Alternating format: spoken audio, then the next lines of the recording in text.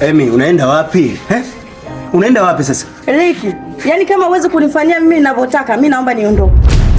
Hebu nisikize kwa makini Emi, nisikize kwa makini. Sisi kwenye misingi yetu, kwetu tulivyolelewa kwamba tumekatazwa kumfanyia hicho kitu mkeo. Kwa mimi ni mwanamke wangu, siwezi kukufanyia hivyo. Lakini kumbuka hapo awali nishakwambia kuna muda mimi najisi nifanyiwe hivyo. Napenda. Kwa nini hutaki kunifanyia? Kwa hiyo haina haja ya kuendelea na wewe, naomba niondoke. Hivi unajua kama wewe ni wa kushangaza sana? Yaani wewe ni mwanamke ambaye unawashangaza watu hata wanaokusikia hapa. Kuna mwanamke gani anayotaka kufanyiwa kitu kama hicho? Ni mwanamke gani? Haijalishi. Kumbuka mimi nakudharau. Kuna muda nakutukana. Kuna muda yani natamani yani unyanyue hata mkono wako unipige kofi, lakini hauwezi. Haina maana tena, mimi naomba niondoke. Kwa hiyo unataka kupigwa kabisa? Mimi furaha yangu nataka nipigwe. Kama uwezi kunipiga baba, mimi naondoka. Uko serious unataka kuchezea makofi? Ndio.